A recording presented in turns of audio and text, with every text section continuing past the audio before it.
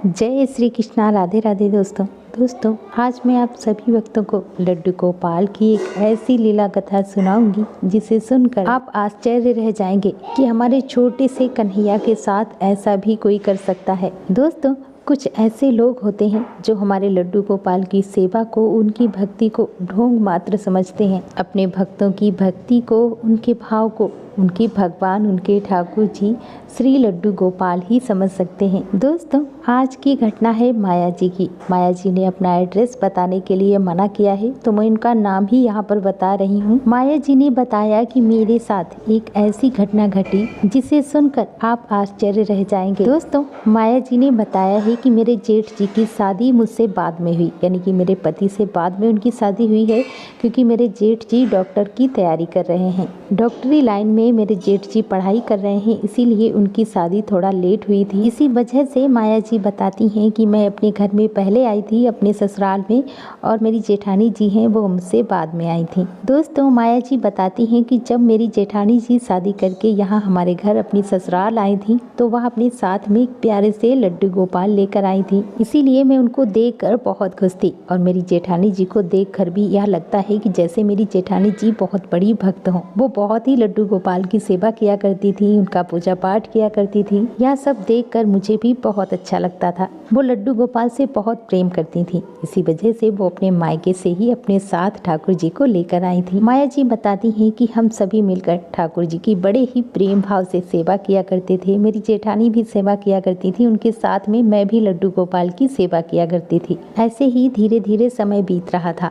कुछ समय बीतने के बाद भी मेरी जेठानी को बच्चा नहीं हो रहा था। माया जी बताती हैं कि इधर उधर के लोग, पास पड़ोस के परिवार के लोग मेरी जेठानी जी से कहा करते थे कि अभी तक इसके कोई बच्चा नहीं है, ये बांझ है। लेकिन मेरी जेठानी जी इन सभी बातों को इग्नोर करती थी। वो हमेशा ही ठाकुर जी की सेवा किया करती थी और कहती थी कि जब इनकी मर्जी होगी तो मुझे संतान प्राप्ति जरूर होगी। वो कभी भी किसी की बातों पर ध्यान नहीं देती थी। वो सिर्फ अपने ठाकुर जी की सेवा किया करती थी, और मुझे भी ठाकुर जी की सेवा करने के लिए मुझे बताया करती थी कि तुम्हें ठाकुर जी की सेवा कैसे करनी है, उन्हें स्नान कैसे कराना है, श्रृंगार कैसे करना है, दिन में कितने टाइम ठाकुर जी को भोग लगाना है। यह सारी चीजें मेरी जेठानी जी मुझे बताया करती थी। मैं और मेरी जेठानी जी बिल्कुल एक बहन की तरह रहा करते थे। वो हमेशा मुझे अपने मायके की बातें भी बताया करती थी कि कैसे वो अपने मायके में लड्डू गोपाल की सेवा किया करती थी। मैं भी अपनी जेठानी जी की बातें सुनकर बहुत खुश हो जाती थी। एक दिन की बात है, मैंने अपनी जेठानी जी से कहा कि दीदी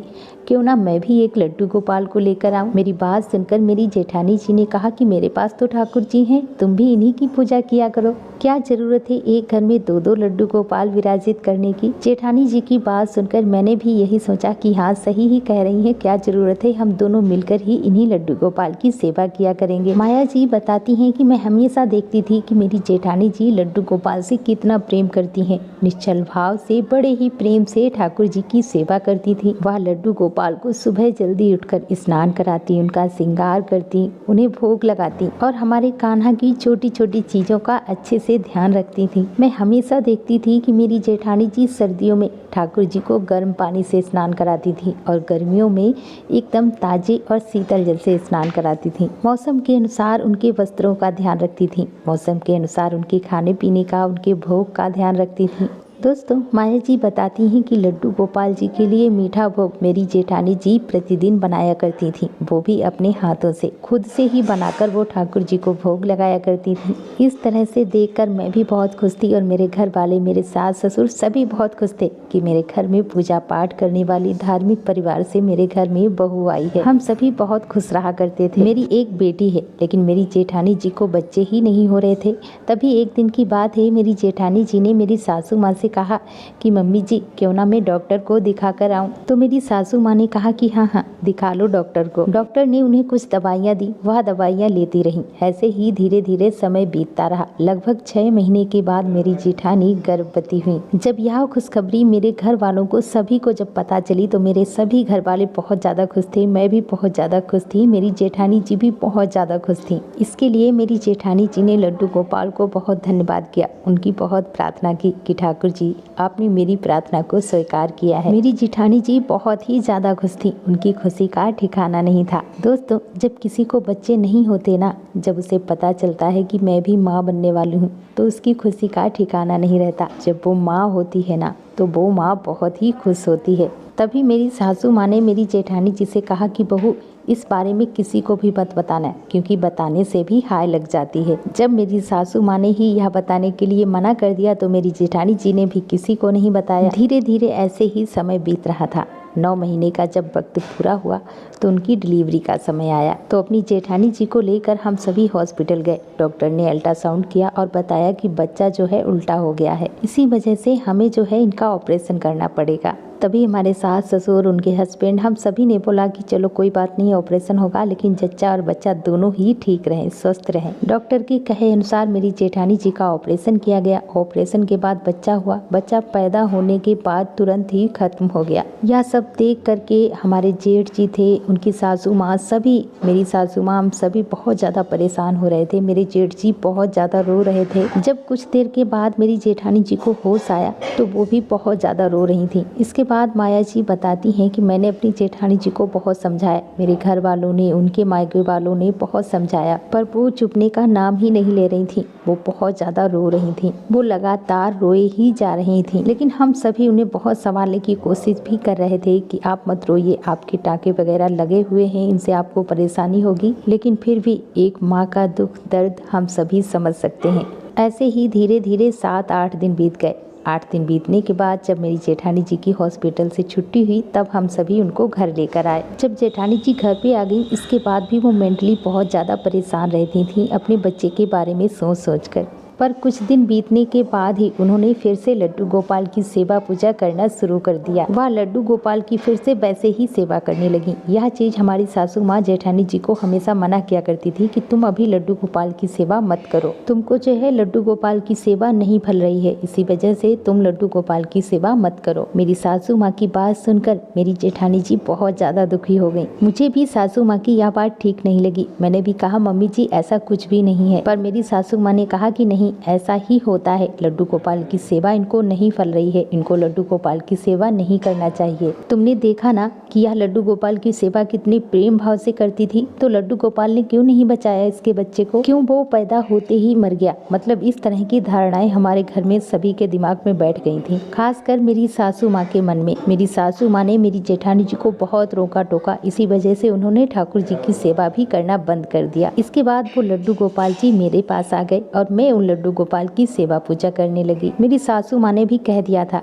कि यह अब लड्डू गोपाल की सेवा बिल्कुल भी नहीं करेगी, अब तुम करो लड्डू गोपाल की सेवा। मतलब कि जब तक मेरी जेठानी जी को फिर से कोई बच्चा नहीं हो जाता तब तक वह लड्डू गोपाल की सेवा नहीं करेगी, यह मेरी सासू माँ ने बोल दिया था। यह मेरी सासू माँ की बात हैरान कर देने वाली थी। इस बात से मैं और मेरी जेठानी जी बहुत परेशान थे। इसके बाद मैं बड़े प्यार से लड्डू गोपाल की सेवा करने लगी, उनको भोग भी लगाती थी, स्नान भी कराती थी। लेकिन कहीं ना कहीं मेरे एक कोने में यह डर बैठ गया था कि लड्डू गोपाल की सेवा तो अब मैं करती हूँ, मेरे पास तो एक बेटी है, मेरे हस्बैंड है, अगर उनको कुछ हो गया तो मैं क्या करूँगी। क्योंकि मेरी सासू माँ और मेरे घर में सभी लोग इसी तरह की बातें किया करते थे, तो वही बातें भी मेरे दिमाग में बैठ जाया करती थी। तो मेरे भी दिमाग में यही बातें चला करती थी। ऐसे ही धीरे धीरे समय बीता। एक दिन की बात है, मेरे हस्बैंड बाइक से आ रहे थे और एक गाय को बचाते बचाते वहाँ मरते मरते बच गए। मेरे पति के पैर में चोट आ गई थी, सर में, उन्हें बहुत ज्यादा चोट लगी थी, वो सिर्फ मरते मरते ही बच गए थे। इस घटना के बाद मैं बहुत ज्यादा डर गई थी। इसी वजह से मैंने लड्डू गोपाल को उठा करके अपनी सासू माँ को दे दिया। मैंने भी कह दिया कि मैं नहीं कर सकती लड्डू गोपाल की सेवा, क्योंकि लड्डू गोपाल की सेवा करने से मेरा भी नुकसान हो रहा है। पर मेरी सासू माँ जो थी वो पहले से ही लड्डू गोपाल की सेवा नहीं करना चाहती थी। इसी वजह से मेरी सासू माँ ने लड्डू गोपाल को एक बक्से में बंद करके रख दिया। मेरी सासू माँ का कहना था कि इनकी सेवा हम सबको नहीं फल रही है, इसी वजह से हम सभी को लड्डू गोपाल की सेवा नहीं करनी है। इसी वजह से मेरी सासू माँ ने संदूक में लड्डू गोपाल को बंद करके रख दिया। माया जी बताती हैं कि उस समय भी मेरी जेठानी जी की कंडीशन ऐसी थी कि वह सीढ़ियाँ नहीं चढ़ पा रही थी, क्योंकि यह सारी घटनाएं बहुत ज्यादा समय के बाद नहीं हुई, 15-20 दिन के अंदर ही यह सारी घटनाएं हुई। माया जी बताती हैं कि सोचिए, वो चल फिर भी नहीं पाती थी, लेकिन फिर भी लड्डू गोपाल कैसे उनके पास आते थे। जब मैंने देखा कि वह लड्डू गोपाल की सेवा कर रही हैं, तो मुझे बहुत डर लगने लगा कि यह सब क्या हो रहा है और कैसे हो रहा है। यह सब कुछ देखकर मैं बिल्कुल डर गई थी और मैंने अपनी सासू माँ से कहा कि मम्मी जी, जेठानी जी के अंदर ना कोई भूत प्रेत है, वह इस तरह ऐसे हरकतें कर रही हैं और लड्डू गोपाल को हम दोनों ने ना संदूक में बंद करके रखा था। फिर जेठानी जी को लड्डू गोपाल कहाँ से मिले? तभी मेरी सासू माँ दौड़ी दौड़ी जेठानी जी के पास गई। वह उस समय लड्डू गोपाल को भोग ही लगा रही थी।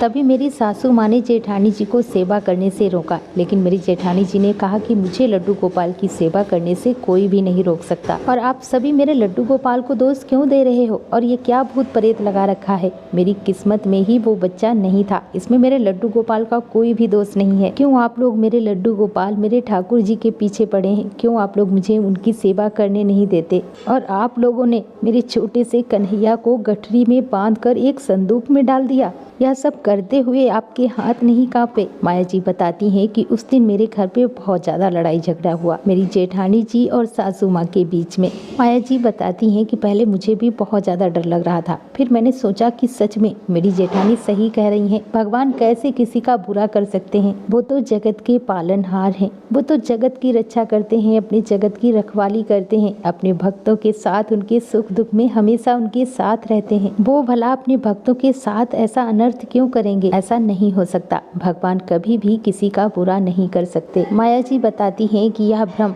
यह शंका सभी के मन में मेरी सासू माँ ने ही पैदा की थी कि लड्डू गोपाल की सेवा करने से ही यह सब कुछ हो रहा है, इनकी सेवा करने से ही हमारे साथ बुरा हो रहा है। लड्डू गोपाल की सेवा करना ठीक नहीं है, तुम सभी लड्डू गोपाल की सेवा मत करो। इसके बाद माया जी बताती हैं मेरे जेठ जी की नौकरी लग गई। जो भी वो डी फार्मा कर रहे थे उसमें उनका सिलेक्शन हो गया। जेठ जी की नौकरी लगने के बाद मेरी जेठानी जी भी जेठ जी के साथ ही चली गईं और वह अपने लड्डू गोपाल, अपने ठाकुर जी को भी अपने साथ ले गईं। माया जी बताती हैं कि जिस दिन से हमारे घर से ठाकुर जी गए थे ना, उस दिन से मुझे बहुत ज़्यादा बेचैनी हो रही थी, मुझे बहुत ज़्यादा उनकी याद आ रही थी। मुझे घर में बिल्कुल भी अच्छा नहीं लग रहा था। मुझे ऐसा लग रहा था जैसे मुझसे कुछ छूट गया हो, मेरा कोई अपना मुझसे दूर जा रहा हो। माया जी बताती हैं मैं ठाकुर जी को बहुत ज़्यादा याद किया करती थी। इसके बाद मुझे भी सपना आया कि मैं भी ठाकुर जी की सेवा करूं। लड्डू गोपाल मेरे सपने में आए। इसके बाद मैं वृंदावन धाम गई और वहां से एक प्यारे से छोटे से लड्डू गोपाल को लेकर आई और मैंने अपने घर पे लड्डू गोपाल की प्राण प्रतिष्ठा की। बड़े ही प्रेम भाव से मैं अपने लड्डू गोपाल की सेवा करती हूँ। लड्डू गोपाल की सेवा करने के बाद ही मुझे सुकून मिला है और मैं बहुत ज़्यादा खुश रहती हूँ, और लड्डू गोपाल की वजह से ही मैं, मेरे पति, मेरी बेटी बहुत ज़्यादा खुश रहते हैं। इस घटना के बाद मैंने अपने लड्डू गोपाल जी से अपनी गलती की माफ़ी भी मांगी कि मुझसे बहुत बड़ा गुनाह हुआ है, मुझे क्षमा कर दो। मैं बहुत बड़ी पापिन हूँ,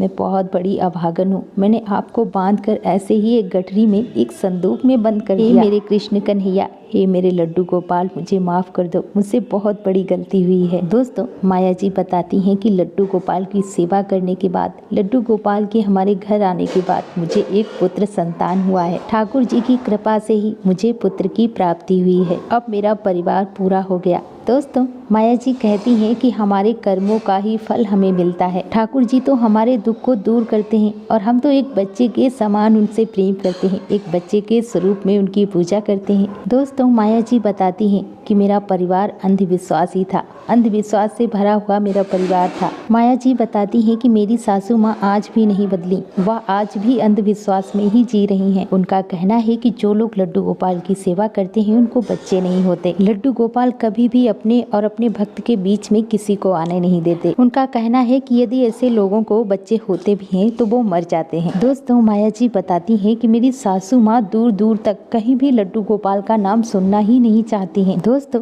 मैं इस घटना पर क्या कहूँ, मैं तो बस इतना ही कहूँगी कि हमारे लड्डू गोपाल कभी भी अपने भक्तों के साथ बुरा नहीं करते। हमारे लड्डू गोपाल, हमारे ठाकुर जी जिनके घर पे भी विराजित होते हैं, उनके घर में धन धान्य सुख संपत्ति का वास होता है। उन लोगों को कभी भी किसी चीज की कमी महसूस नहीं होती। दोस्तों, मैं बस इतना ही कहूँगी, यदि जगत के पालनहार हमारे कान्हा जी हमारे साथ हैं तो हमारे साथ बुरा कैसे हो सकता है। माया जी, आपका बहुत बहुत धन्यवाद जो इतनी प्यारी सी लीला कथा आपने हमारे साथ शेयर की, जिसे मैं अपने चैनल के माध्यम से बाकी सभी भक्तों तक पहुंचा पाई। दोस्तों, अपना प्यार और साथ ऐसे ही बनाए रखना। बोलो लड्डू गोपाल की जय, वृंदावन बांके बिहारी लाल की जय। जय जय श्री राधे।